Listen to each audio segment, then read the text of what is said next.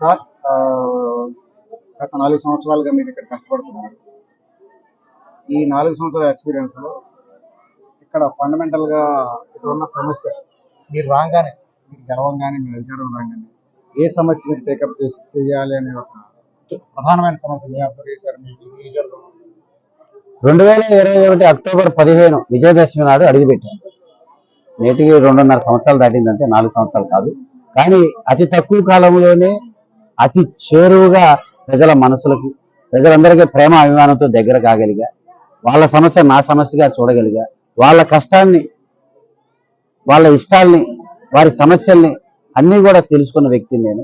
ఈరోజు ప్రజలందరికీ అందుబాటులో ఉన్న ఒక ఉన్నత చదువులు చదివిన ఒక నిజాయితీ పరుడుగా నేను నిలబడ్డానని ప్రజలందరూ కూడా నమ్ముతున్నారు, విశ్వసిస్తున్నారు. అది నాకు చాలా సంతోషం. అయితే ప్రప్రథమంగా ఈ పామర్ నియోజకవర్గం 80% రైతాంగం మీద ఆధారపడ్డ నియోజకవర్గం. వారికి ముఖ్యమైన సమస్య సాగునీరు కాలువలు అభివృద్ధి జరగాలి. అవి 5 సంవత్సరాలు మూలపడేశారు. ఈరోజు అన్నం కుండలోనే ఉండాలి, బిడ్డ దొడ్డుగా ఉండాలంటే ఎలా అవుతుంది? సాగునీరు కాలువలను అభివృద్ధి చేస్తే ఆ నీరు వస్తే, మురిగిపోతే ఆ నీరు సకాలంలో టైంకి వస్తే ఆ రైతు ఆ ధాన్యం సకాలంలో ఖరీఫ్ రబీ 2 సీజన్లో 2 పంటలు వేసుకొని ఆ తర్వాత మీరు గిట్టుబాటు ధర ఇచ్చి ధాన్యం సకాలంలో విక్రయం చేసుకునే వెసులుబాటు ఇచ్చి స్వేచ్ఛగా వెసులుబాటు ఇస్తే ఆ ధాన్యం డబ్బులు తీసుకొని రైతు మొహంలో మనం చిరునవ్వు చూడగలం. ఈ 5 సంవత్సరాలు ఆ పని చేయలేదుగా ఈ ప్రభుత్వం. అడుగడుగునా రైతుని ఇబ్బంది పెడుతున్నది.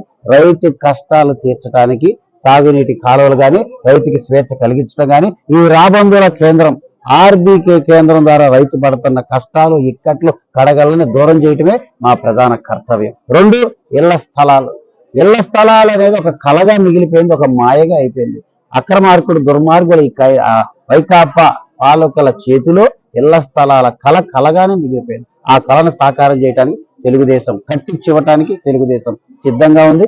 మౌలిక వసతులతో బేసిక్ నీడ్స్ ఇస్తూ అక్కడ ఇళ్ల స్థలాలు ఇచ్చి, సెంటున్నర సెంటు మేము ఇచ్చిన దాన్ని కోతలేసి ఇద్దరికి పంచడం కాదు, అవసరమైతే 3 సెంట్ల స్థలం కూడా ఇచ్చి బ్రహ్మాండంగా ఇల్లు కట్టించే బాధ్యత తెలుగుదేశం పార్టీ తీసుకోబోతుంది. మంచినీరు, సురక్షిత మంచినీరు అందించడం అనేది ఇంకో ప్రధానమైన అంశం. అదేవిధంగా డ్రైనేజ్ వ్యవస్థ, రహదారులు, ఇవన్నీ చేసుకుంటూ పావులంక వంతెన చిరకాల వాంఛ ఆ లంక గ్రామస్తులకి, అది కూడా పూర్తి చేసుకొని అందరికీ చాలా మంది లబ్ధిదారులు ఉన్నారు. పెన్షన్లు రాక ఇబ్బందులు, ఆంక్షలు, షరతులు, వివక్ష, అభ్యంతరాలు పెట్టి కావాలని కుంటి చాకులు చెప్పి ఏడిపిస్తున్నారు ముసలివారిని. వాళ్ళందరికీ పెన్షన్ వచ్చే విధంగా, అందరినీ ఆదుకునే విధంగా, ఉపాధి కలిగే విధంగా 2 రహదారుల్ని నడుమ ఉన్న ఈ పామరు ఇండస్ట్రియల్ కారిడార్ గా తీర్చిదిద్దడానికి బెల్తో మేము నాంది పలికాం. భారత్ ఎలక్ట్రానిక్స్ లిమిటెడ్ కంపెనీతో మేము నాంది పలికాం. దాన్ని మళ్ళీ పునఃప్రారంభిస్తాం, ఆ డెవలప్మెంట్ చేస్తాం. ఐటీ హబ్ వస్తుందని చంద్రబాబు గారు 10 రోజుల క్రితం చెప్పి వెళ్ళారు. ఫుడ్ ప్రాసెసింగ్ యూనిట్ మీద లోకేష్ బాబు గారు కూడా అవగాహన ఉంది. ఇది అన్న ఎన్టీ రామారావు గారి నియోజకవర్గం. ఇండస్ట్రియల్ కారిడార్ గా పామర్ని డెవలప్ చేస్తూ ఒక స్మార్ట్ టౌన్ గా దీన్ని అభివృద్ధి పరచాలనేది మా యొక్క సంకల్పం. మీరు మాస్టర్స్ ఇన్ ఇన్ఫర్మేషన్ టెక్నాలజీ అనుకుంటా. మీ యొక్క ఇన్ఫర్మేషన్ టెక్నాలజీ నాలెడ్జ్తో మీరు ఇక్కడ ఐటీ హబ్ని ఏర్పాటు చేయాలనే ఆలోచన ఉన్నట్టున్నారు. ఏమైనప్పటికీ మీ తండ్రి గారి యొక్క ఇన్ఫ్లుయెన్స్ కంటే మీ ఇన్ఫ్లుయెన్స్ ఎక్కువ ఉందా, మీ తండ్రి గారి ఇన్ఫ్లుయెన్స్ ఉంది ఇక్కడ ఎక్కువ? నాన్నగారు వర్ల రామయ్య గారు, ఆయన కుమారుని నేను. అదొక బ్రాండ్. వర్ల రామయ్య గారు ఒక బ్రాండ్.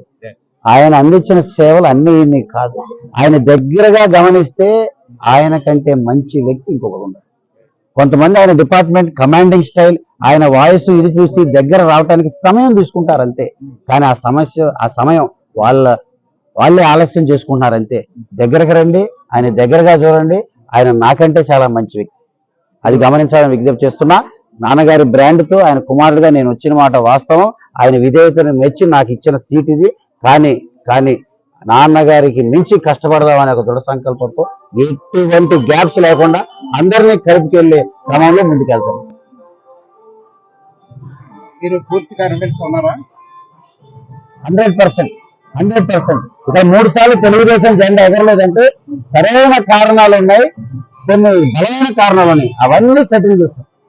ఎటువంటి కారణాలు ఏది వదిలిపెట్టాలి, అన్ని కూడా సెటిల్ చేసుకుంటూ వచ్చాం. ఈరోజు ప్రజలు సిద్ధంగా ఉన్నారు తెలుగుదేశానికి పట్టం కట్టడానికి. కుమార్ రాజా మావాడు, మాలో ఒకడు, మా సేవకుడు అని ప్రజలందరూ కూడా గుర్తించారు. నన్ను ఆశీర్వదిస్తారని పూర్తి విశ్వాసంతో ఉన్న ప్రజలందరూ కూడా ప్రజలందరికీ కూడా మరొకసారి మీ ద్వారా నిసి ఛానల్ ద్వారా శేఖర్ గారు మీ ద్వారా నేను విజ్ఞప్తి చేసేది ఒకటే, ప్రజలందరికీ సార్ నన్ను చూడమని అవకాశం నాకు ఇవ్వమని, మీ అందరి వాడిగా మీలో ఒకటిగా మీ సేవకుడిగా కుమార్ రాజా అని నేను ముందుకు వస్తున్నా. సార్ నన్ను చూసి ఆశీర్వదించమని 2 చేతులు జోడించి పామర నియోజక ప్రజలందరికీ విజ్ఞప్తి చేస్తున్నాను. నమస్కారం. Thank you sir. Thank you. Okay sir.